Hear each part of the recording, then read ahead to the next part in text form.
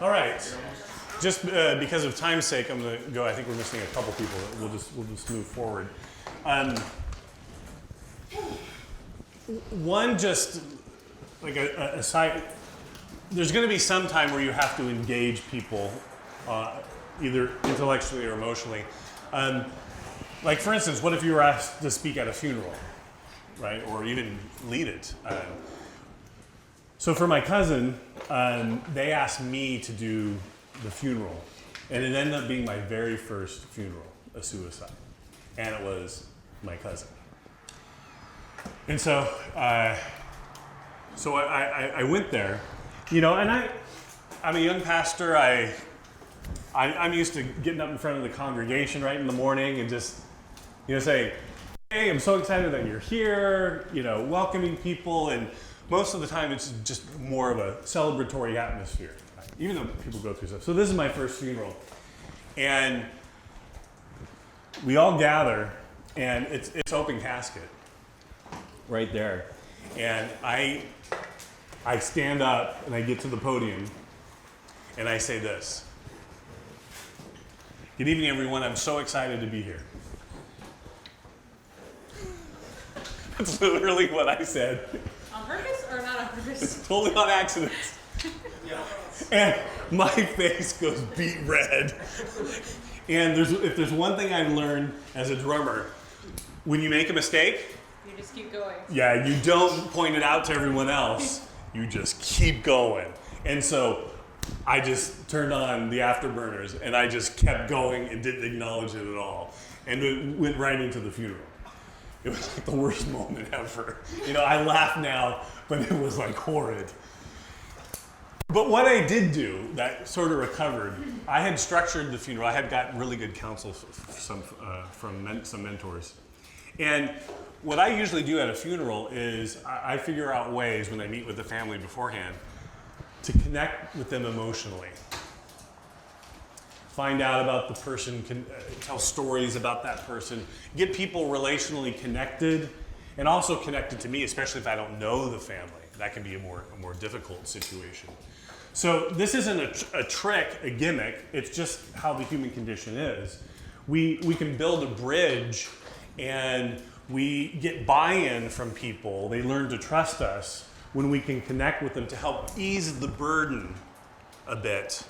And then usually what I'll do towards the end of the funeral then I can bring in some of the biblical answers that I see fit or that would speak to this situation, right? I told you about the funeral I did for the woman who died of cancer. Big place, the guy comes in from Caltech and he says, "Hey, Kathy's swirling all about you. Don't cry, right?" And I have to get up right after that. And I said, I've talked to Kathy. Here's what I think Kathy would want you guys to know. She had a strong Christian commitment. She believed in the resurrection of Jesus, and I went into the John passage. So I had a chance not just to contradict what he said, but to try still to connect with people emotionally and to give a message that Kathy would want them to hear. Does that make sense to you? Right? So I think always keep in your mind this distinction, because I think it's helpful. It helps you balance or navigate a situation that you're in, whether you need to connect with someone emotionally or do it intellectually. Now, a key to this is if someone's going through the emotional burden, giving them intellectual answers could heap more burden on them. Someone who's going through the intellectual issue and you just listen, they could be very, very rationally unsatisfied and remain in doubt their faith, or doubt coming to faith, right? So it's good to discern those two and know if they need a logical hug or if they need an emotional hug, right? So just keep that in mind. Now, what I'm going to do with you is I'm going to go through some of the intellectual side of it. So it might not be as emotionally satisfying for you, all right? So just sort of coach yourself on that. It may not feel as emotionally satisfying. When I was a pastor and we would train leaders in the church regarding the emotional, how to lift the burden for people, we would put people through a 50-hour training period where they would learn in the, like the role play we just did earlier, they would go through numerous role plays on how to be a caregiver in those situations. We would say, Christ provides the cure, we provide the care. Christ provides the cure, we provide the care. Hardest class they ever took. Well, actually it's quite satisfying because when you're in the thick of it, it's really hard to come up with stuff.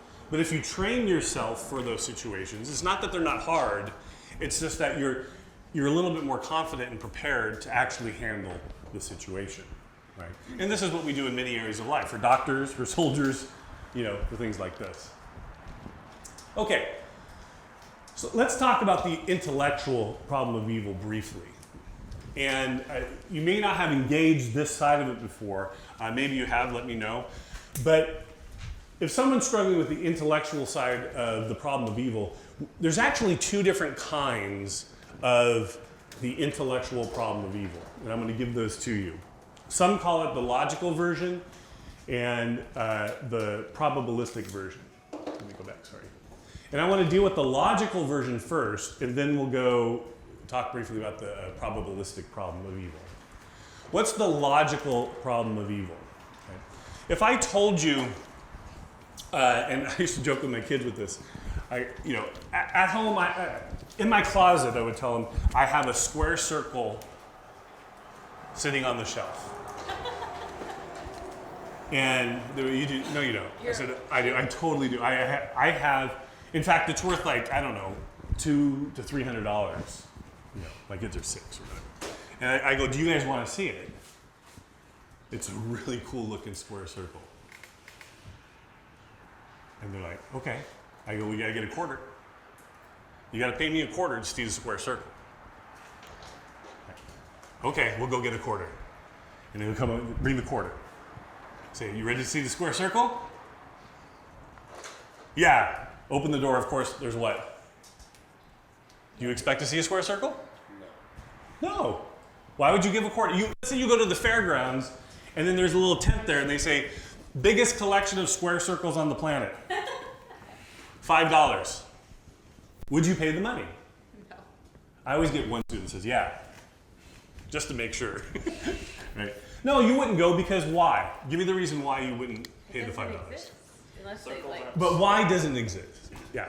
Circles aren't square, they're circles. Yeah. So what's the problem? You kind of repeated the terms. They can't be at one. They have to be one or the other. They can't be both. Right. So it violates the law of non-contradiction or excluded middle. You can't have a circle that has 4 sides. They're incompatible logically. Does that make sense to you? Right? The logical problem of evil tries to show this, that an all-good, all-powerful God and evil are logically incompatible, just like square circles.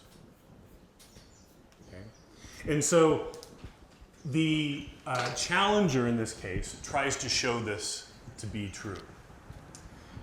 Here's a version of it, proposed by David Hume, the Scottish skeptic philosopher.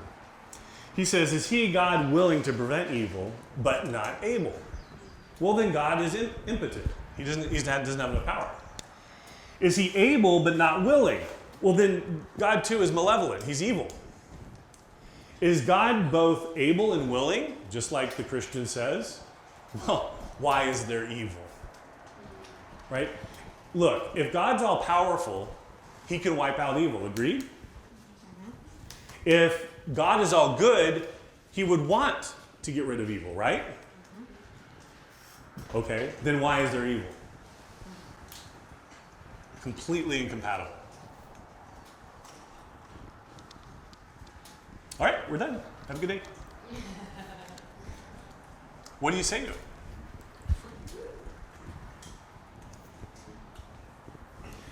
If there were no evil in the world, then...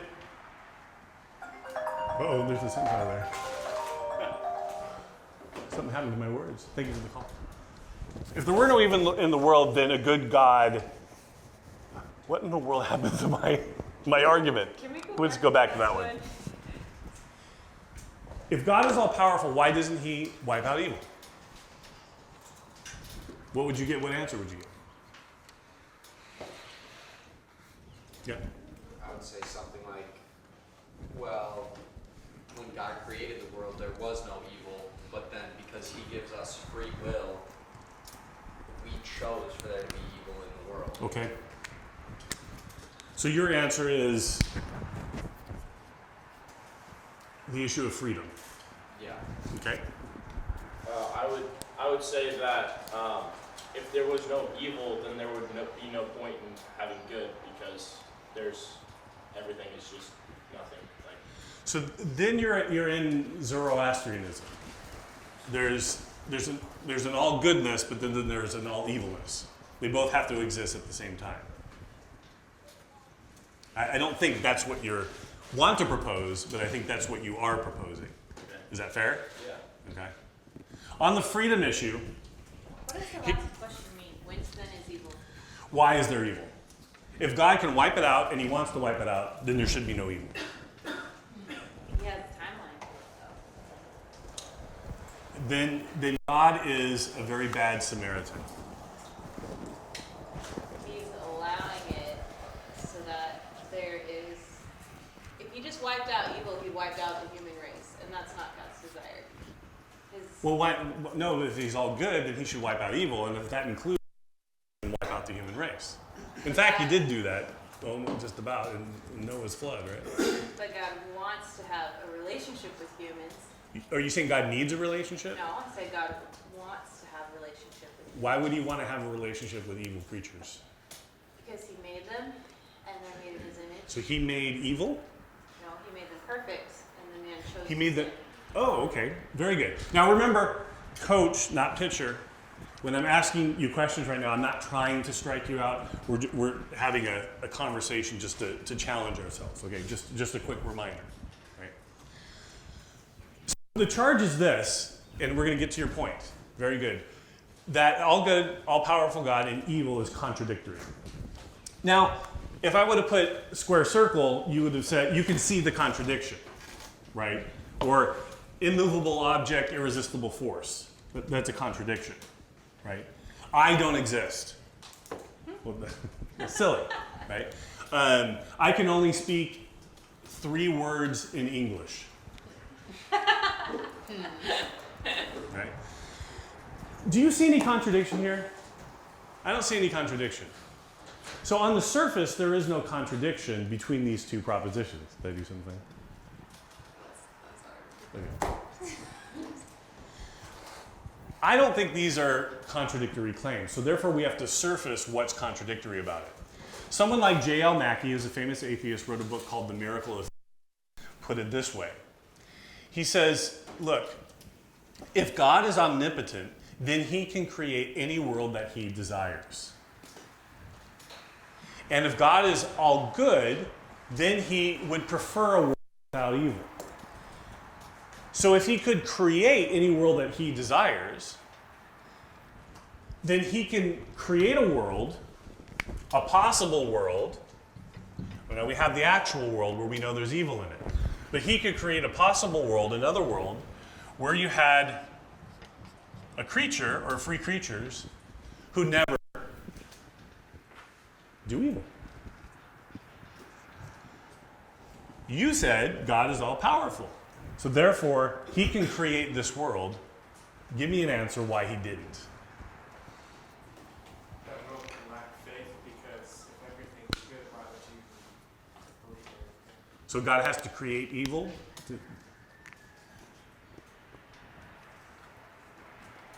See how it puts you back into a little corner there? Why didn't God create this world? If he can do anything, he's omnipotent, then he can create a world where people are free and there's no evil. They just simply choose the good. Yeah, go. Well, then there's no free will if they can't choose evil because evil doesn't exist, then there's no free will. Why? Because there's only one choice. Good. There's only one choice. Yeah. What's the scenario you proposed? If God is all powerful, he could create free creatures, a world with people who are free, and he would know which creatures to choose, who would always choose the good. If you don't usually have a relationship with him, Why? It would be free, What? In good the garden creatures. they have relationships. Strengthen. Huh? I'm You sorry? need to have these relationships to strengthen it. Say it louder. You wouldn't have a reason to strengthen the relationship with him. Because then Well, he you're could trying still. to get better of not being evil. He could still have a relationship with them. Do you not think we're going to strengthen our relationship in heaven where everything's perfect? No, that's not what I'm saying. But that's how earth is without sin, is like heaven, because we're Back to Colby's point, I think what he was trying to say is there's only one choice. If you only have one choice, then you're not really choosing anything. It's just like if you go somewhere and you have the option of getting oatmeal or oatmeal, which one are you going to choose? There's not a choice. It's just oatmeal. But that's So not. if it's only good and good, you're still only choosing one thing, and that's not a choice at all. But that wasn't your scenario, was it? Well, let's take it one at a time. What if there's oatmeal and grits? Both are good for you. You have a choice. Well, what's the difference between good and good?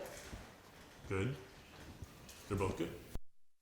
So why couldn't God create a world where there's free creatures and there's just good things to choose? Why is that not a free world? Yeah. Well, didn't he technically create that in the Garden of Eden? But the difference was somebody chose the difference between good and evil. So they had the opportunity in their will. The choice is what created their will of not being a robot, but in fact being somebody who has the initiative to be able to make their choice of free will. And when they chose evil, that was them accepting that into What does it mean? Can I clarify? What does it mean to choose evil? Like, what are they choosing in this case? So, if they're free, why couldn't God create free creatures who are wholly good, and they just simply choose the good?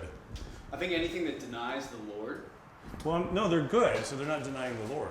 Well, but like in the garden, what they chose was not of the Lord. It was of their own selfish desire, which was what introduced evil into the world. It's, in this hypothetical world, did God say they couldn't do anything? Because that's what. No, if God is all powerful, He could have created a different world where creatures are free, but they always freely choose to do the good. So we don't have a sinful nature in this world? Right. Okay. Well, if he didn't create a tree that he specifically told them not to eat, Well, then there wouldn't be any way that they could He's sin against suggesting him. a But world. there, He's suggesting a world with no sin nature, so we wouldn't even want to reject God. there was no sin nature in the garden. Is that Well, truly it's like- freedom? Because if you It's a great question. if you don't have the choice in which you can either choose to walk with the Lord or without Him, do you really have freedom? Because if the Lord makes you follow Him, then you're nothing more than a robot that's following the Lord. So you have no other choice. Exactly. Whereas if you introduce that you don't have to do that, you can walk away from the Lord, that is where freedom truly defines itself. Good. You guys are all hitting on a similar theme. It's kind of harmonious, right? So Mackie says this, look, why can't God create a world where all people always freely choose the good?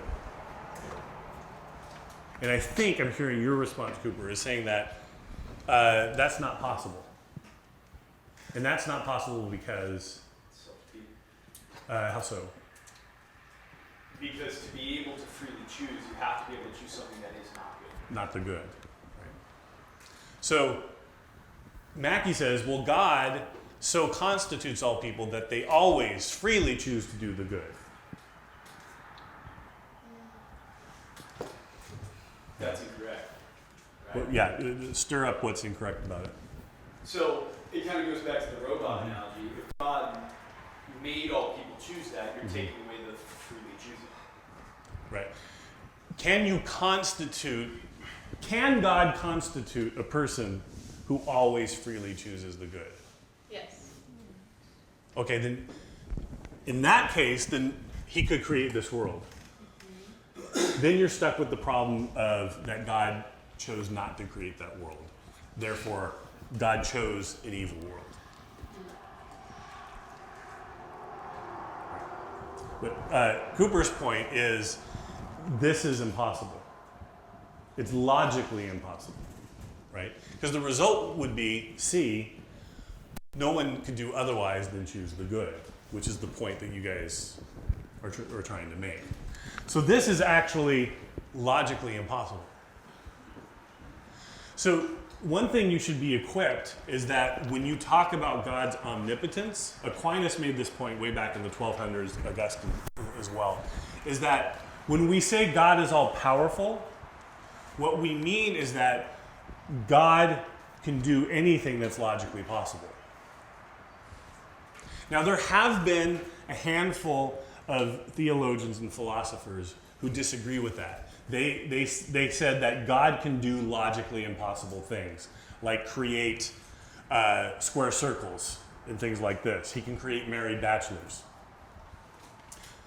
But then there's no problem of evil, because then you can create a world where there's both good and evil. You can create a world with contradictions. It's not a problem. But I'm not sure you want that kind of God, because that's the kind of God who can both do the good and do evil. Yeah. So, something that maybe it's just my lack of understanding on the specific subject, but doesn't Jesus coming down to earth and being full 100% God, 100% man, kind of sound like a squirrel? Let me catch you on something there. That's not the Christian claim, that Jesus is the 100% can be problematic, because if you have the Trinity, Jesus isn't 100% God in that sense. That gets you in a really sticky situation. What the Creed says is that Jesus was truly God and truly man. So he was divine and had a true human nature. It didn't lack anything different than our human nature. Does that make sense? If you say 100%, it gets you in some sticky theological areas. Partly there. Okay. I want to ask you about it later. Yeah, fair enough. Oh, you were asking the question, is that itself a contradiction? Well, you said that God cannot do illogically impossible things. Logically impossible. Logically impossible things, and it sounds logically impossible. What sounds logical? God being a human. So, actually, from about the 2nd, 3rd century of the Christian era on up to this day, Christians have worked hard to show that the incarnation is not a logical contradiction. I would highly recommend the book by Thomas Morris called The Logic of God Incarnate. The Logic of God Incarnate, where he goes in and shows that there is no contradiction of God taking on a human nature. It would be a contradiction for human nature to become an eternal God. That seems to be contradictory. And this is a good thing to bring up with Mormons, because that's actually part of their belief in that case. Right? So Morris argues that it's not a logical impossibility. It's actually coherent in that sense. So to conclude with this, Cooper was on a line of reasoning here that's good. This is Alvin Plantinga's response, and it's known as the free will defense. He says that free will, he has a little book, it's called God, Freedom, and Evil. And he says that free will is a necessary condition for morality. And when you say free will, you have to allow for that person to choose not the good, to not choose the good. Otherwise, it's not true freedom. It's like love. If you had a dolly, you had a string, you pulled it, it says, I love you. Right? You don't tear up because of that, at least when you're mature. You go, well, it's a robot. It's meant to do that. But when a thing freely chooses to do that, and they could freely choose not to do that, well, that's true freedom. Okay? So it's logically impossible for God to create this world. It's not feasible, is what the word what the word Plantinga uses. Now, that sometimes feels uncomfortable for some Christians. It feels like we're putting limits on God, but I don't really think it's a limit. It's just literally nothing. It's just not. We can put the words together like square circle, but it actually doesn't mean anything in that case, right? It's a contradiction. So Plantinga goes through this in very logical steps. And it's fun to announce that essentially in the world of philosophy, the logical problem of evil is considered to be solved.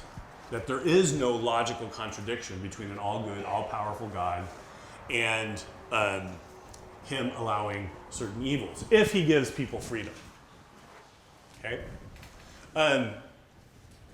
You might come back and say, or someone might come back and say, well, shouldn't God prefer a world where there is no evil? Like, what if God could create a world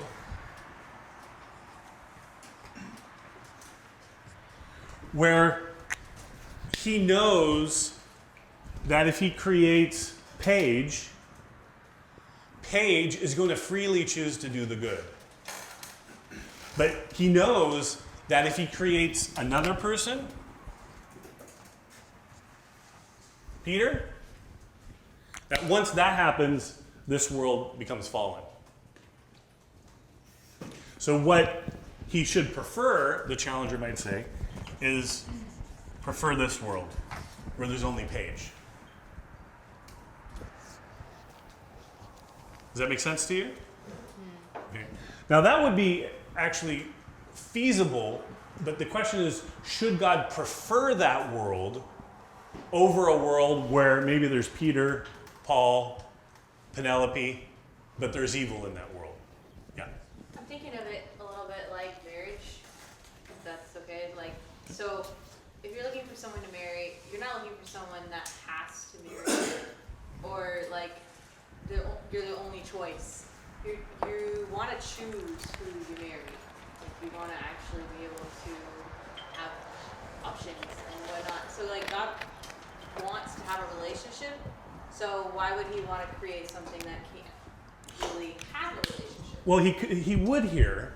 He would create a world with Paige, who freely chooses to do the good. She can choose the bad too, but he in his foreknowledge, he knows that she'll choose the good. But he knows if he creates Peter, it's all going to go to hell,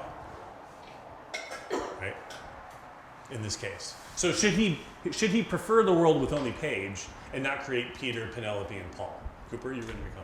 Yeah, so I feel like this somewhat creates the same problem, but I think there's another element here, and correct me if I'm wrong. Yeah, go ahead. But I think some of this gets into the meaning in which, like, why the Lord created us. And Sure. And, yeah. Yeah, Go sorry. ahead. No, go ahead. I think part of that gets into, obviously, one of the main reasons why we're here is to fellowship with the people and show them why we choose God over evil. And if you eliminate the opportunity to do that, you get back to the robot scenario. Well, here, this would be feasible. Paige isn't a robot. She can literally choose the bad, right? And in fact, God knows it, because if he creates Peter, Peter grabs the orange that he's not supposed to, and they both partake of it and rebel.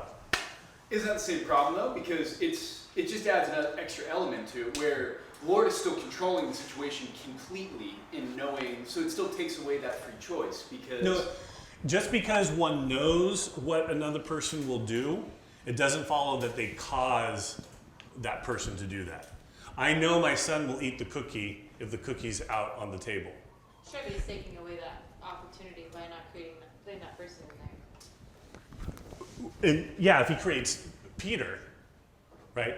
But all my point was just simply that just because God knows what a person will do, that doesn't mean that he causes that person to eat the cookie or whatever. With that situation though, would not both people need to know that? So for example, if God knows that, obviously God knows everything.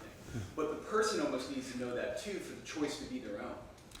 No, they could still have... Because how does that person know that's sin? How do they know they're choosing the wrong thing unless that thing is there for them to choose? Right, yeah, this is part of the... We can go back to that scenario. The main point that we're just saying here is, should God prefer a world where there is no evil, but there's like, let's say, only one person? Or does he not have to prefer that world? Because this is what the atheist or agnostic raises. Okay, you're right. They accept the free will defense now. And they say, look, you're right. You can't constitute people in such a way so that they can never choose the bad, right? That's correct. But when God creates creatures, he should prefer a world where there's the minimal amount of evil, or no evil at all. But what if that world only includes one person? Should God prefer that? Yeah. I mean, didn't he do that with the flood? That's what you were talking about earlier, right? He eliminated most of it. You said he preferred a world with minimal evil kind of did create a world with minimal evil. Not really in that scenario, because right in the actual world, that's why I put the actual world here. Let's say in this actual world that's all completely true. Now we have, as a part of that actual world, billions and billions of people, and still lots and lots of evil. So he didn't prefer a world with just those. He didn't stop the world with just those 6 people or 8 people or whatever, right, on the boat. So, but from what you were saying, he created a world with minimal evil, like he would have done. That's right. And it's almost like God's already done that with the angels in heaven. I mean, he eliminated the evil that was there and kept the creatures that are there, even though they also have free will and choose good. well, he didn't wipe. So far, at least in the actual, he didn't wipe out the angels, the evil angels. He just removed them from. He quarantined them. Another, yeah. Doesn't that kind of take away his love that he has for the rest of us if he's only creating one person? Yeah. Why prefer that God only loved one person? Couldn't God create many others, knowing that some of them were going to go awry, and still love them, and have the ability maybe even to redeem them? Right. That's going to be part of the Christian story that you're bringing in. Yeah. Is it still free will if he knows what we're going to choose in his plan? No. Like true free will being we can separate our plan from his plan? Yeah. One thing I think the Christian needs to get a hold of is that God's omniscience doesn't logically entail God causing us to choose something. Just because God knows it, it doesn't follow from that God causes us to do that. Now, there are some Calvinists that hold that God does cause us to do certain things, and they have some reasons for that. Planting it doesn't hold that. But we can point out, and you can actually do this logically, that just because God knows something, it doesn't follow that knowledge causes free creatures to do something. Does that make sense? My knowledge that my 3-year-old, again, will eat the cookie or, pull the drink from the table. I know he's going to do that. But just because I know it, that doesn't mean I cause him to do it. Right? The cause is him choosing to grab the cookie, to grab the drink. It's actually his will that does it in that sense, not me knowing it. What? I was going to bring back to it, but it's different issue. It's fine. Okay, all right. Just for time's sake,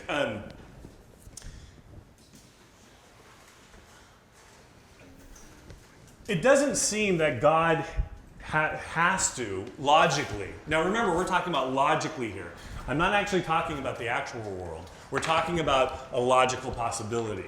That's why I said earlier to kind of coach yourself, because I see some of the faces, you might start to check out here, is that the challenge is going to be God should have preferred this world. And I think the Christian can respond is that there's no logical reason why God has to prefer a world with only Paige in it. Sorry, Paige. He could prefer a world where there's more people and evil in it. Now we'd have to show why that's the case, right? Some have given the response called evil is therapy. This is a response to, by therapy I don't mean like counselor. I mean like as far as restoring a person, that evil or suffering has an education or therapeutic value to it, given free creatures. So if you permit free creatures, you're going to have to permit some level of suffering, but that's worth it in order to have a loving relationship between two different persons, right? Now, we have analogies about this all over the place. One of them is, think about what parents do, or mentors. You guys might be mentors to other people. I was with my son one day, my oldest son, but he was only about 4 at that time, and I'm mowing the lawn with my gas mower.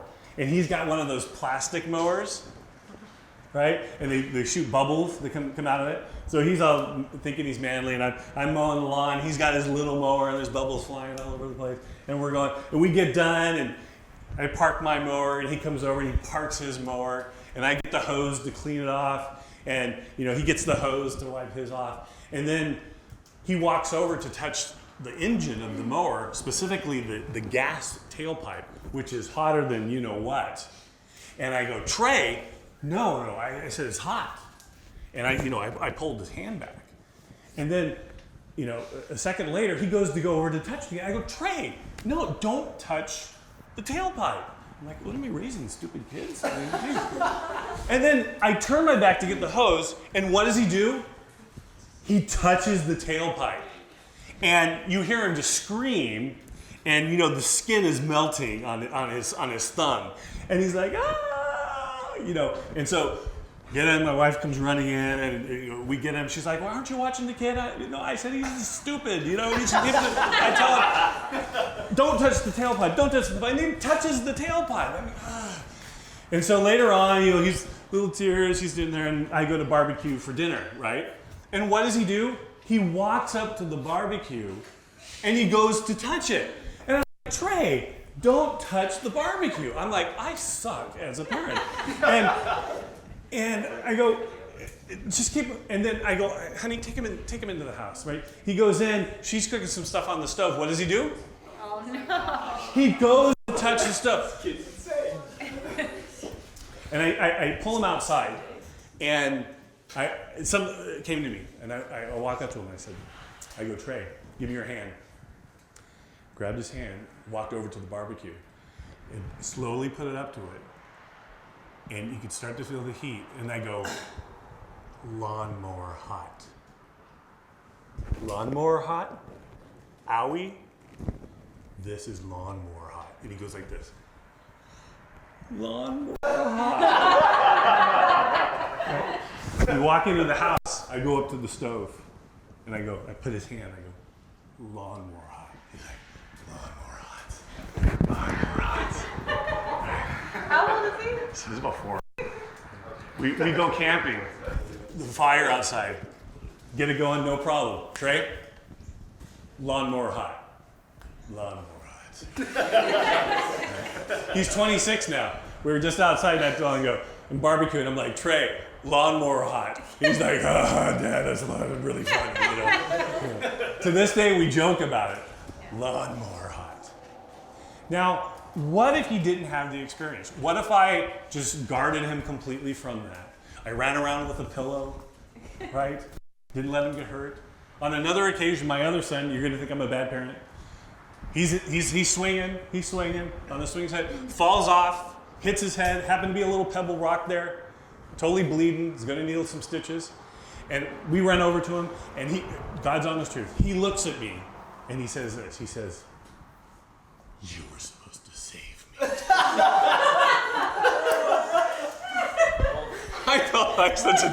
I go, no, I didn't. I'm like, you're not supposed to fall. No, I didn't say that to him. But he's like, you're supposed to save me. And I go, I can't save you in every situation, nor should I.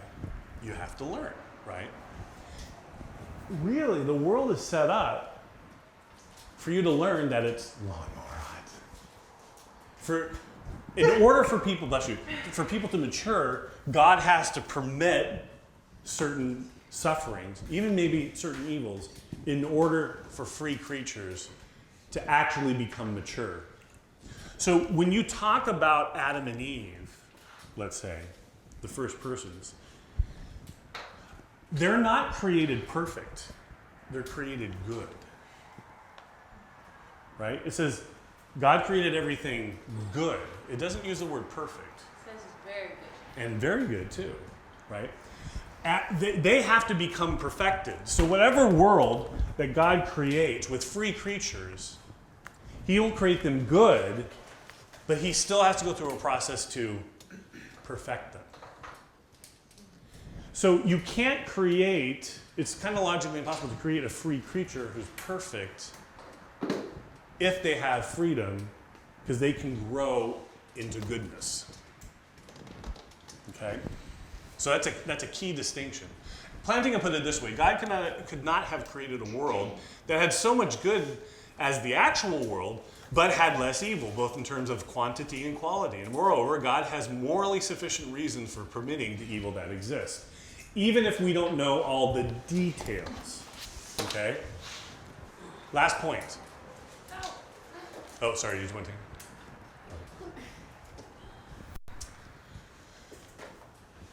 Someone might raise the problem, well, isn't God the author of evil and suffering? And I'm going to be a little bit quick with this, but we have to define what we mean by evil. As Christians, what do we mean by evil? Sin.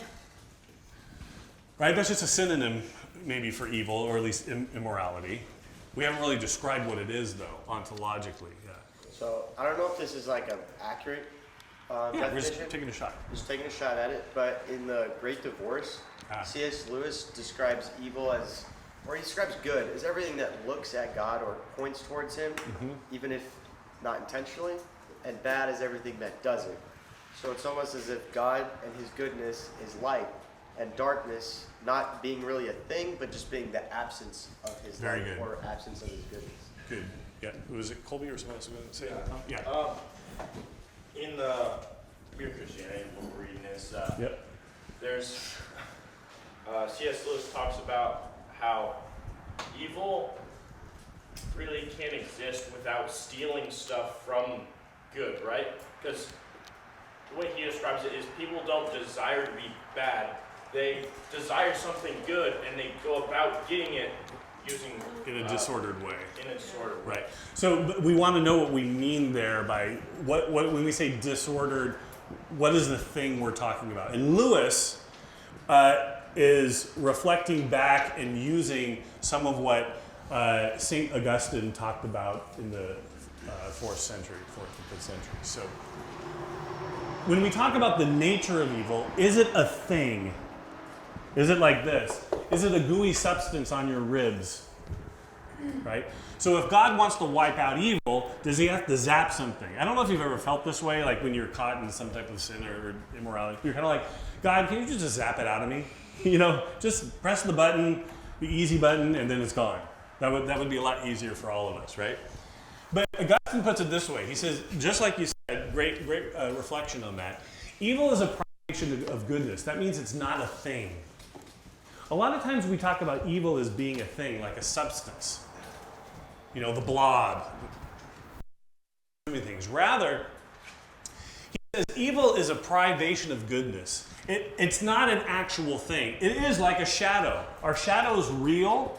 Yes, shadows are real, but they're not a thing. Like you can't pick up the shadow. What removes the shadow? Light.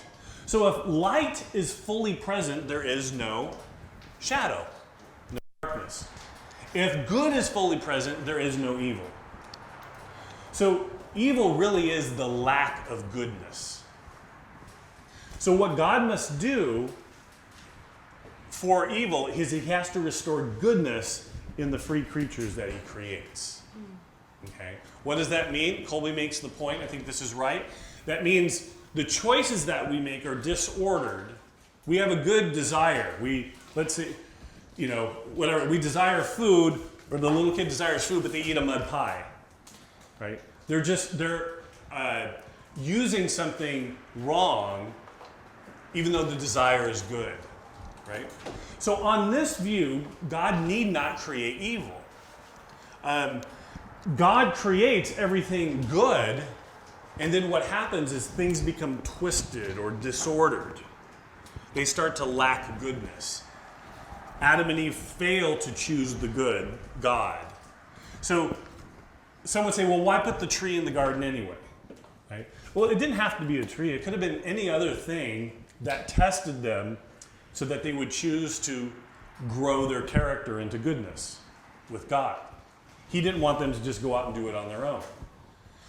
C.S. Lewis writes in his Space Trilogy. Has anyone read the Space Trilogy? I'm just curious. I think it's really, really good. Did you like it? I struggled with it, but yeah. Yeah, there is some. The hideous streak gets a little bit philosophical and deep. But he actually gives a scenario where there's a second creation, a second Adam and Eve. And they actually choose the good instead of rebelling against God. And he sort of plays out what would have happened. That's cool. It's a very interesting scenario. And so if they would have chosen the good, not to take the fruit and eat it independent of God, they would have said, hey, let's take this to God and see what he has to say, see what he's going to teach us. Things would have been very, very different, right? So God didn't create evil because evil isn't a thing. It's a lack of goodness. It's a shadow. The more we choose not the good, the more Lewis talks about moving into the shadowlands. It's like the ring wraiths from Lord of the Rings. Tolkien knew this well, that they become shadowy figures of themselves. They lack the freedom to do the good. Does that make sense to you? So this is a really, really, I think, has been a great way to approach the problem of evil when you think about it.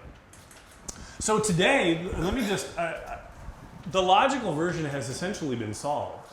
Plantinga, Hick, a number of others have answered this quite thoroughly. You may get a straggler here or there who still argues for it.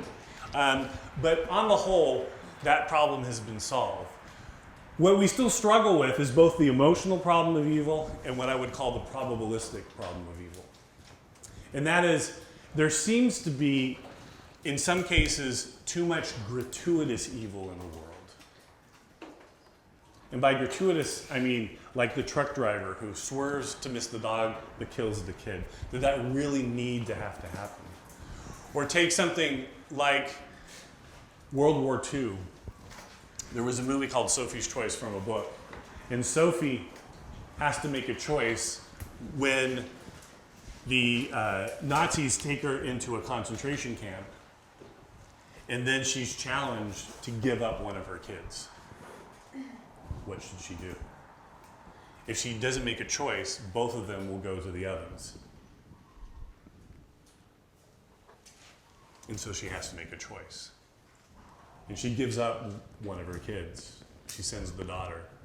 The Nazi officer takes her away, essentially to die, be murdered. And then she's left with the thought, with the actual reality that she let one of her kids go to the ovens and kept one of the other ones. And in the book, she says, that's the moment I knew that Jesus abandoned me. Couldn't God have just given the Nazi officer a heart attack?